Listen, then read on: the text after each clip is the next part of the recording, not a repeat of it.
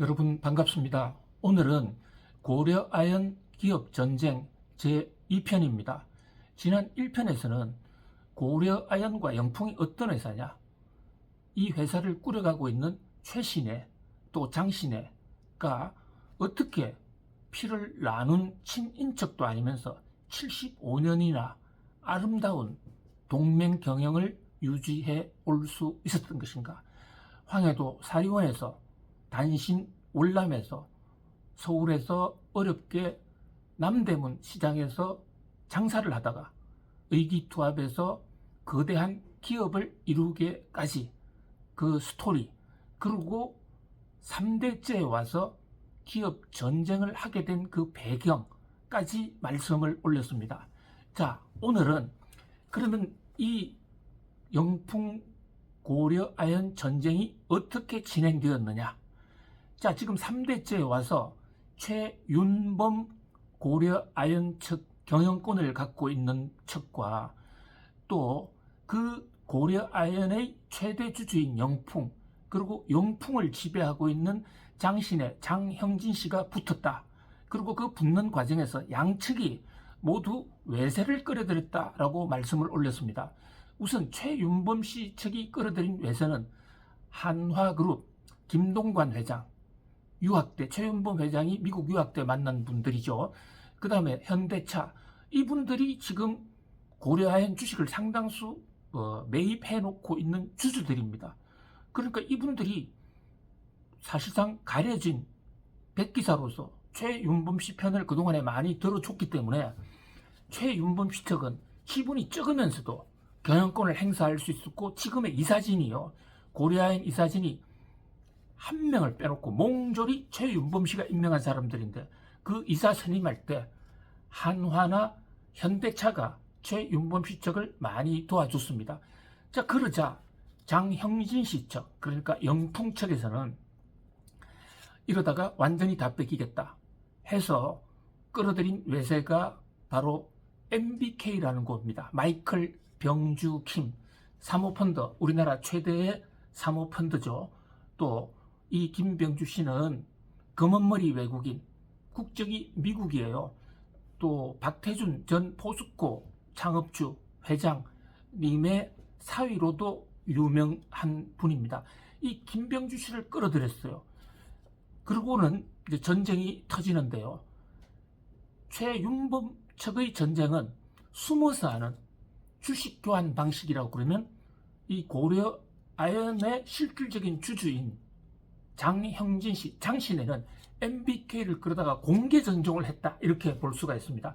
그 공개 전쟁이 기업 공개 매수로부터 시작됩니다. 자, 자본시장을 이해하려면 이 외부 세력의 기업 공개, 내부 세력이든 외부 세력이든 공개 매수, 결국 주식을 과반수 이상 가진 자가 회사의 모든 것을 다 가질 수가 있지 않습니까? 그런 면에서 어떻게 회사를 뺏어가느냐, 회사를 장악하느냐, 기업하는 사람들이 꼭 알아둬야 될 대목입니다. 자, 지금 이 장신의 집안에서는 MBK를 끌어들여서, 자, MBK가 주식을 사들어가는 겁니다. 그러면 MBK와 고려아연의 주식을 합하면, 이게 절대 다수가 되면 최윤범 씨 측에서 아무리 우호 지분이 숨겨져 있는 백기사가 있다 하더라도 주주총회를 소집해서 이사들을 전부 교체하면 되지 않습니까? 그래서 목적은 이사를 교체하겠다는 목적을 내세워서 지분을 늘려갑니다. 자, 그러니까 최윤범 씨 쪽에서도 우리도 뒤질 수 없다, 우리도 주식 살 거야, 이러면서 양측이 번갈아 가면서 공개 매수를 하죠. 이 과정에서 대박 나는 것은 기존의 소액 주주들입니다. 우연한 기회에 또는 인연이 있어서 고려아연 주식을 사고 있던 사람, 이런 사람들은 회사의 경영상에 중대한 변화가 있는 것도 아니고 회사의 실적이 늘어난 것도 아닌데 주가가 폭등을 하는 겁니다. 주가가 10배, 20배.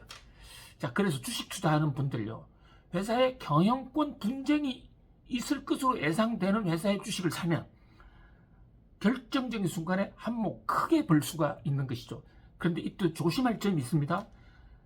전쟁을 시작해서 전쟁이 피크가 될 때까지 시점을 잘 선택해야 됩니다. 주가가 막 오르다가도 그 전쟁하는 상호 간에 대타협을 해버린다든지 한쪽이 완전히 장악하려면 그때 주가가 대폭락할 수 있기 때문입니다. 그래서 이런 경영권 분쟁 회사들의 주식은 타이밍이 매우 중요하다. 결국 타이밍은 뉴스, 회사의 M&A 전쟁의 상황을 잘 예의주시할 필요가 있겠죠. 자, 어쨌든 서로가 올리면서 주가는 오르고, 그러면서 지분 전쟁이 이제 어느 정도 마무리가 됐습니다. 작년에요. 그런데 그 결과를 보니까 절대 승자가 없는 겁니다. 자, 1등이 있었다면 압도적 1위, 그리고 50% 이상 넘는 1등이 있었다면 좀 쉽게 결론이 났을 텐데, 이 고려 아연의 주주인 영풍과 또 그 영풍을 도와서 백기사로 들어왔던 사모펀드 MBK, 그러니까 영풍 플러스 MBK가 갖고 있는 고려 아연 주식을 다 합하면 40%가 좀 넘어요. 이것은 최윤범 씨와 그 우호 지분들이 가지고 있는 것보다 5%포인트 정도 많습니다. 5%포인트의 지분 차이는 굉장히 큰 거예요. 그러니까 자, 제1차 주주총회가 있을 때만 하더라도 많은 분석가들이 이제 끝났다. 그래서 고려아연 주식도 이제 주가도 많이 빠지기 시작했죠. 왜냐하면 이제는 장시내와 MBK가 회사를 완전히 장악할 수 있다. 그래서 주총에서 이사들을 대거 천거하기에 이릅니다.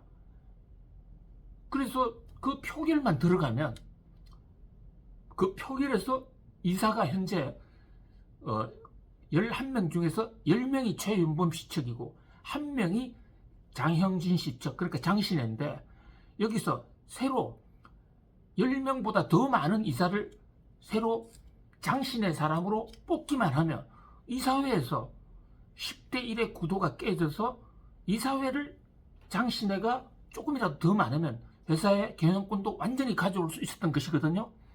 자, 그런데 여기서 대반전이 일어납니다. 바로 이 상호주가 등장했는데요. 우리 상호 출자라는 말을 들어보셨죠? 우리나라 자본시장법에 보면요, 상호 출자에 대해서 상당히 견제를 많이 합니다. 상호 출자라는 게, 그래서 내가 A라는 회사를 세우고 A가 B 회사를 세우고 B가 다시 내 회사에 투자하면 조그마한 돈으로 상호 출자 순환고리를 통해서 몇 푼 아니고 여러 회사를 운영할 수 있거든요. 과거에 우리나라 기업들이 다 이랬어요. 근데 요즘은 상호 출자 규제법 등에서 이것을 많이 막고 있죠. 왜 정부가 막느냐면요, 상호 출자로 연결이 되어 있으면 한 회사가 망하면 그 순환고리에 들어있는 회사가 동시에 다 망한단 말이죠. 그래서 IMF 때 우리가 외환위기를 맞는 원인이 되기도 했습니다. 그래서 IMF에서 강력히 권고를 해서 우리 지금 상호 출자를 해소해 나가고 있고, 상호 출자를 하고 있는 기업의 경우에는요, 서로가 상호 출자로 묶여 있으면 지분이 있다고 해도 의결권 행사를 못한다는 그런 벌칙 규정을 자본시장에 두고 있습니다. 이 조항을 최윤범 씨가 가져온 것이죠. 자, 그런데 얼핏 보면 영풍과 이 고려아연은 상호 출자 관계가 아니에요. 왜냐하면 영풍이 주주회사로서 영풍이 고려아연의 주식을 갖고 있을 뿐, 영풍은 거꾸로 고려아연은 거꾸로 영풍 주식을 갖고 있지 않거든요. 투자 관계지 상호 뺑글뺑글 도는 순환 출자는 아니란 말이에요. 자, 그런데 여기서 반전이 일어납니다. 이 최윤범 씨가 미국 변호사라고 말씀드렸지 않습니까? 고려아연 측에서 자회사를 여러 개를 갖고 있습니다. 보통 회사가 자회사가 많잖아요. 호주에도 자회사가 있는데 이 자회사 중에 한 회사가 고려아연 주식을 취득을 한 겁니다. 자, 고려아연이 아니라 영풍의 주식을요. 그렇게 되면 순환고리가 형성되잖아요. 영풍이 고려아연 주식을 가지고 있고 고려아연이 호주에 있는 자회사 주식을 갖고 있고 호주에 있는 자회사가 다시 영풍의 주식을 갖고 있는 겁니다. 그런데 이것을 장신혜 측에서는 몰랐습니다. 왜냐하면 이게 호주에 있는 자그마한 회사고 또 상장사도 아니었어요. 상장사가 아니면 공시 의무가 또 없잖아요. 모르고 있었던 거죠. 그러니까 정말 날고 긴다는 사모펀드의 대왕 MBK의 겸병주 회장도 한 방 크게 먹은 것이죠. 그래서 지분 전쟁을 해서 엄청난 돈을 들여서 1등 주주로 올라섰는데 50%는 안 됐지만, 그런데 주총에 딱 들어갔을 때 현재 이사회를 장악하고 있는 최윤범씨 측에서 이것은 상호 출자니까 영풍이 갖고 있는 고려아연에 대한 주식은 의결권이 없어, 자본시장법 규정을 딱 들이댄 겁니다. 그리고 그 사람들은 표결 권한을, 투표권을 안 주고 최윤범씨 측의 주주들만 데리고 주주총회를 강행해서 이사를 뽑았습니다. 저는 최 씨가 추천한 이사가 들어온 겁니다. 그러다 보니까 10대 1의 구도였는데, 자, 최신혜가 10, 영풍이 1로, 그러지 않아도 최신혜가 압도적인 이사회를 장악하고 있었기 때문에 경영권을 확보하고 있었다, 이렇게 볼 수가 있는데, 제1차 전쟁 그 주주총회에서 최신혜가 이사를 훨씬 더 많이 뽑았네요. 그렇다 보니까 1차 전쟁은 완전히 최윤범 씨의 압승, 이제 고려아연은 최윤범 씨 거다, 이렇게 돼버린 겁니다. 자, 그러니까 이제 당황한 MBK 영풍 쪽에서 달려갔습니다. 어디로 갔을까요? 법원으로 가는 것이죠. 이게 무효다. 자, 우리 상법 규정에 뺑뺑 돌아가는 순환 출자가 의결권을 갖지 못한다고 규정만 되어 있지, 그게 이제 자세한 요건에 대해서는 이게 해외 회사가 되는지, 또 그 회사가 상장 회사여야 되는지, 주식 회사여야 되는지, 이런 데 규정이 상당히 좀 근거가 희박했던 겁니다. 그러니까 MBK와 영풍 측에서는 요건에도 맞지도 않는 저 덧보잡 호주에 있는 이상한 회사를 가져왔다. 그러니까 법원에다 대놓고 이 회사를 통해서 순환 출자가 되어 있는 것은 무효다 해서 소송을 내기에 이르렀습니다. 자, 그 소송에서 누가 이겼느냐? 이번에는 영풍이 이겼습니다. 그러니까 영풍 MBK가 이긴 것이죠. 그러고 나서 이제 곧 정기주주총회가 있거든요. 자, 정기주주총회가 2차 전쟁의 마당입니다. 그러니까 법원에서 영풍과 이 MBK 손을 들어줬기 때문에 이번에 새로 하는 주주총회에서는 과거의 지분대로 하지 않겠느냐. 그렇다면 그 순환 출자라는 이유로 의결권 행사가 정지당했던 장신의 영풍이 소유하고 있던 고려아연에 대한 주식의 의결권이 부활될 거 아닙니까? 그렇다면 다시 최신혜와 장신혜와 이 지분 비율이 MBK와 장영풍을 합했을 경우에 최씨와 최씨 동맹군을 합한 것보다도 5%포인트가 더 많아진단 말입니다.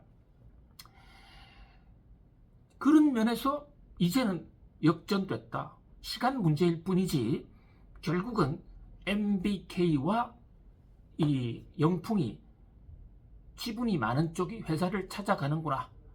그래서 재역전이 된다. 재계에서는 많이 그렇게 봤습니다. 자, 과연 그렇게 되고 있을까요? 자, 오늘 2편, 그러니까 고려아연을 먹기 위한 이 공개매수 자본 전략의 임시주주총회에서의 1라운드 최윤범씨 측이 이겼다가 법원의 판정에서 다 뒤집히는 그야말로 전전반측이죠. 요까지 스토리를 제 2편에서 말씀 올렸고요. 자, 그 이후 2차 전쟁은 어떻게 됐느냐는 3편에서 바로 이어가도록 하겠습니다. 여러분 감사합니다. 곧 바로 이어갑니다.